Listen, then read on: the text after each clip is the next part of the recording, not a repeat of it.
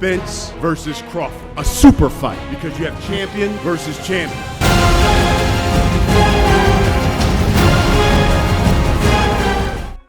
Prepare for the momentous event that boxing fans have eagerly awaited. Errol Spence Jr. and Terence Crawford have officially agreed on their long-anticipated super fight. On July 29th, the T-Mobile Arena in Las Vegas will bear witness to one of the biggest fights of this century, as confirmed by ESPN's Mike Coppinger. Both Spence and Crawford have earned their places among the best pound-for-pound boxers in the world. Crawford remains undefeated in his remarkable career, boasting a record of 39 wins with 30 knockouts. In his most recent ring appearance last December, he secured a 6th-round knockout victory over David Avanesian, successfully defending his WBO welterweight title for the 6th time. Spence, too, holds an unblemished record of 28 wins and 22 knockouts. His most recent display of dominance occurred in April 2022, when he sealed a 10th-round TKO triumph over Jordanis Ugas. As anticipation builds, the entire boxing world awaits with bated breath to discover the outcome of this epic clash. The question looms, who will emerge as the victor? Boxing ability. Errol Spence Jr. possesses a distinct boxing style that sets him apart from pressure fighters like Arturo Gatti or Ray Mancini. While he may not exhibit relentless forward aggression, Spence utilizes a subtle form of aggression combined with a strong southpaw jab and impeccable footwork. What makes Spence exceptional is his ability to excel at working inside, going beyond the capabilities of the average boxer. His jabs are key in setting up powerful left-hand shots to the head and body. His hybrid style, which blends aggressiveness, precise body punching, and raw power, becomes a formidable challenge for his opponents, who struggle to prepare for such a versatile approach adequately. Furthermore, Spence's mastery of fundamental footwork allows him to establish the perfect distance in the ring. This strategic control over distance proves highly effective in methodically overwhelming opponents who lack aggression or confusing those whose primary path to victory relies on constant pressure.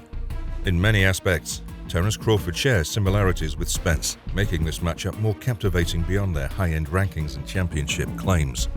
While a natural southpaw, Crawford displays remarkable agility in shifting stances, surpassing other welterweights in his fluidity.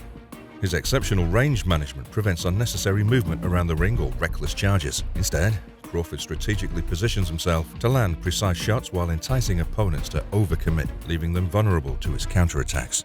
Although not known for overwhelming opponents with high punch rates, Crawford maintains a consistent level of activity and seizes opportunities with bursts of punches when decisive openings present themselves. The clash between Spence and Crawford is captivating, showcasing two exceptional boxers with distinct yet equally compelling styles. Advantage: even. Punching power.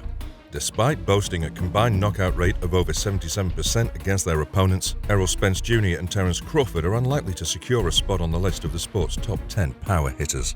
The reason for this lies in their knockouts. Rather than relying on single or inspiring shots that create highlight reel moments, Spence and Crawford often achieve their knockouts through sustained pressure and activity over several rounds.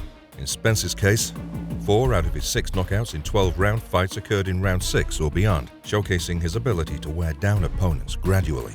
Similarly, Crawford has gone beyond the 6th round in 11 out of his 14 inside-the-distance wins in 12-round fights, further emphasizing his capacity for prolonged dominance.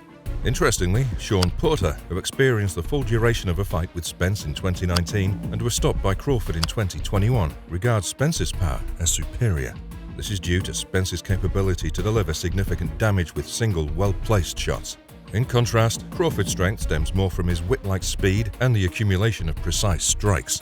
While Spence and Crawford may not be known for their explosive one-punch knockouts, their overall effectiveness and ability to control fights through sustained pressure make them formidable opponents. Advantage: even. Defensive ability. Neither Spence nor Crawford practices defense on the level of a Willie Pep, Pernell Whitaker, or Floyd Mayweather Jr., but it's no coincidence that both fighters are unbeaten and that it's not often that they've even been remotely in danger of losing. They're doing something right. Spence's high guard defense and counterpunching aren't the most celebrated parts of his game, but he does avoid damage and return fire, thanks to clever footwork and/or head movement. He also limits the punishment sustained inside, frequently catching and countering incoming blows. Crawford, too, is a sublime master of footwork, whether when moving in straight lines, pivoting to either side, or moving laterally to get around his opponent. Hitting him with single shots is possible, but it's rare that he's on the receiving end of prolonged volleys. And he's adept at using counterhooks from the southpaw stance with his lead hand, which is especially troubling to right-handed fighters attempting to land jabs. what the legends of the sport have to say. But let's hear from the veteran of the sport on who they think will come out on top, starting with the king, Mike Tyson. Tyson has always been known for his boldness in promoting matchups between top fighters. Therefore, it was no surprise when the legendary Iron Mike Tyson took the initiative to ignite excitement for the Crawford vs. Spence fight. While many supporters root for Errol Spence Jr., what do you think about Errol Spence and Terence Crawford? Oh my God. Tyson believes Terence Crawford will emerge victorious when they face off for the undisputed welterweight title. His endorsement of Crawford showcases his confidence in the Nebraska native's abilities and his prediction that Crawford will triumph over Spence in this highly anticipated battle. Oscar De La Hoya. In 1997, Oscar De La Hoya held the WBC 147 pounds title, currently held by Spence, after defeating Pernell Whitaker. Regarding his prediction for the Crawford vs. Spence fight, De La Hoya leans toward Crawford, believing that the Omaha native possesses a more extensive skill set than Spence. De La Hoya highlights Crawford's arsenal as much more versatile, emphasizing his exceptional footwork, ability to throw punches in combinations, and overall versatility. He suggests that Crawford's diverse range of skills might be too much for Spence to handle. Additionally, De La Hoya points out Spence's prolonged absence from the ring, which would have been 1 year and 3 months by the time of the fight, as a potential factor that could contribute to his defeat. Adrian Broner. According to Adrian Broner, Terence Crawford can abandon any notions of trying to outbox Errol Spence on July 29th because that won't happen. Broner asserts that Spence, with his undefeated record and knockout power, will lure Crawford into a war, regardless of his intentions. Broner suggests that to emerge victorious in this matchup, Crawford, the WBO welterweight champion, will have to fully commit to fighting, as relying on jabs and expecting to win by playing it safe won't be enough to secure a decision. It'll be a tough fight that can swing in anyone's favor. But one thing is certain, we might not get to see a fight of this caliber again for a very long time. With that said, thank you for watching, and we'll see you guys in the next video. If you guys like the content we post, consider subscribing. It's always free, and it helps us grow our little community of fight enthusiasts.